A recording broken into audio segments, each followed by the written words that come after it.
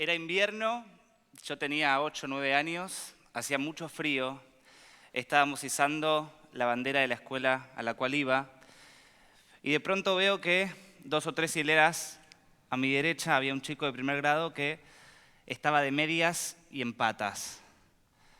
No podía entender que todo el resto de mis compañeros y los docentes de la escuela siguieran repitiendo la oración a la bandera como si nada, porque había un chico que estaba en patas mientras hacía frío. Pasó toda la jornada escolar, llegué a mi casa, se lo conté preocupado a mi mamá y empezamos a revisar el placar, a llamar a la mamá de mis compañeros para ver qué conseguíamos para poder darle a este compañerito de primer grado que no tenía zapatillas y, repito, hacía mucho frío. Al otro día llegué todo cargado con las donaciones y sorpresa fue la que me llevé cuando cruzo el ancho pasillo de mi escuela de Chascomús. Me atiende la maestra de primer grado y me dice: ¿cómo te equivocaste, Manuel? El nene en realidad se había cortado el pie y por eso no tenía zapatillas. Si bien el inicio fue fallido, fue la primera imagen de la realidad que a mí me dolió y dije, creo que algo desde mi lugar podía hacer para modificarla. Desde ese entonces empecé como voluntario en Chascomús, de donde soy, en comedores, hogares, hasta que tuve que venirme a estudiar a Buenos Aires a los 18 años y ahí, mediante un curso, ingresé a Red Solidaria.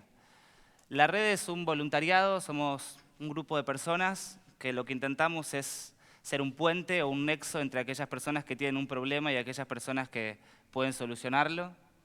Para que se den una idea, nos puede llamar una persona que no consigue un medicamento y no tiene que interrumpir su tratamiento oncológico, un abuelo que necesita una prótesis y no la consigue, un comedor comunitario que se quedó sin alimentos, una escuela rural que un temporal le voló el techo. Y vamos orientando y trabajando artesanalmente en cada una de estas historias para intentar, de nuestras posibilidades, dar alguna respuesta. Muchos habrán escuchado que en los peores momentos, o en los momentos más extremos, el ser humano saca lo peor de sí. Yo no sé si esto es la excepción o esta frase es errónea. Porque de verdad uno va, a veces hace 0 grados, uno que está abrigado está congelado y sin embargo uno le ofrece una frazada y te dicen, te agradezco, estoy bien, pero fíjate acá a 2 cuadras que hay uno que está peor que yo y no tienen absolutamente nada. Y sin embargo no pierden ese concepto de comunidad, ese concepto de pensar en el otro, de levantar la mirada y saber que no estamos solos. Ese es el verdadero concepto de solidaridad para mí. Y en esto de querer transformar la realidad, yo tengo 27 años, creo que mi generación tiene mucho que ver. Tenemos la posibilidad y también la obligación. Y hablando de la juventud, había otra experiencia y otra historia que quería compartir con ustedes. En el 2005 habíamos organizado con la red un congreso joven al cual acudían jóvenes de todo el país con la idea de que nos contaran qué sentían, qué tenían ganas, que se expresaran para ver qué les pasaba. Ahí conocí a una mujer, Maripierre, de 53 años, que vino preocupada y me dijo, quiero hacer algo con los jóvenes de Charata, Chaco, una ciudad de 40.000 habitantes, porque los chicos terminan la secundaria y están todo el tiempo sentados en el cordón de la vereda tomando cerveza. Yo ella era presidenta de una filial de fútbol, abrí esa filial para que los chicos fueran, aunque sea para que no estén en la calle, pero ni siquiera mis hijos van. Entonces le propusimos que armara un grupo y que los trajera a Buenos Aires, aunque sea con la sola excusa de conocer la ciudad. Y ellos vinieron. Se quedaron 3 días, terminó el congreso y fuimos a recorrer juntos y ahí fui conociendo cada uno de estos 23 chicos.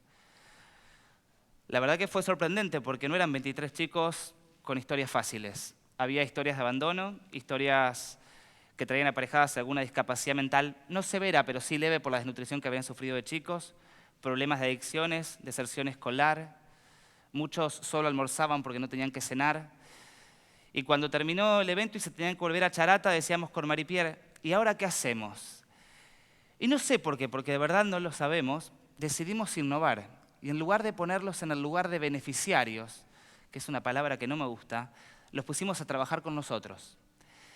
Y ellos empezaron a replicar lo que nosotros hacíamos acá en Buenos Aires, en su ciudad, en su pueblo, adaptándolo al contexto local. Con la salvedad de que nosotros sabíamos que si hacíamos una colecta de alimentos, ellos, avisándolos, se separaban parte para comer ellos porque literalmente no tenían para comer. Ellos crearon la primera red solidaria joven de nuestro país.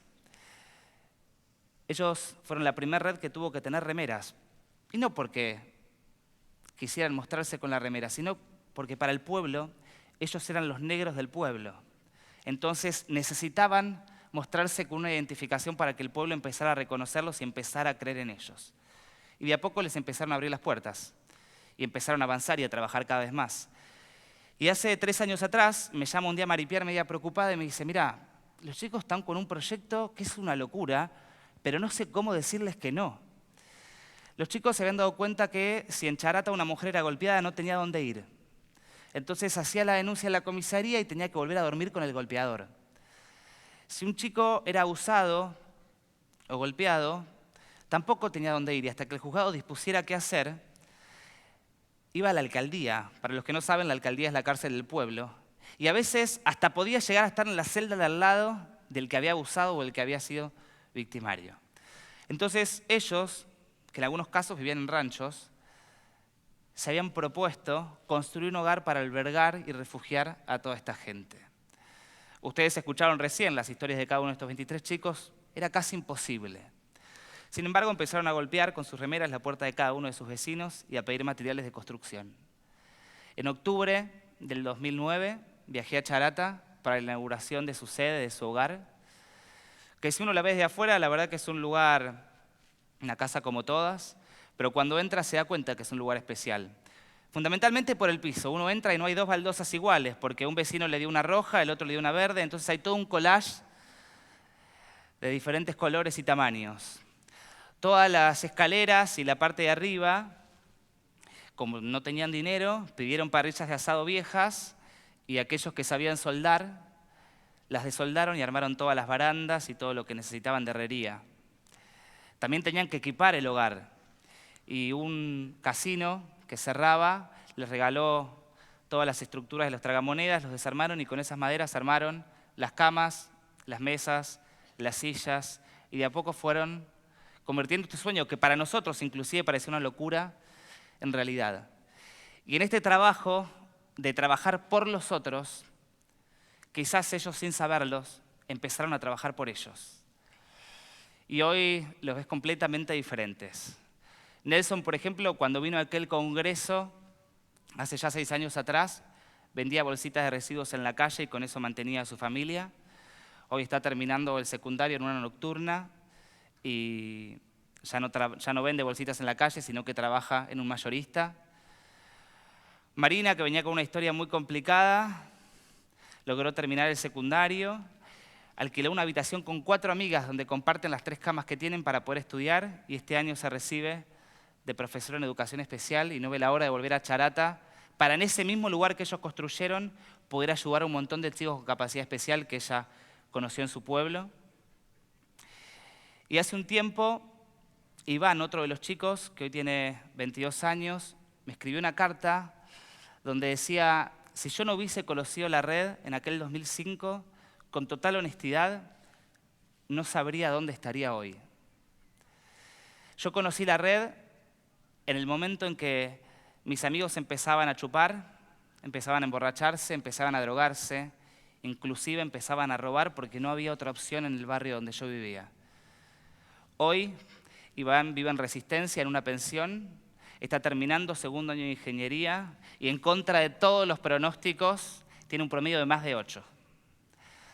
De verdad, ellos me llenan de esperanza, ellos para mí marcan futuro, me enseñan muchísimas cosas y creo que también creyeron en los otros y creyeron en ellos mismos y por eso pudieron cambiar el rumbo de cada una de sus vidas.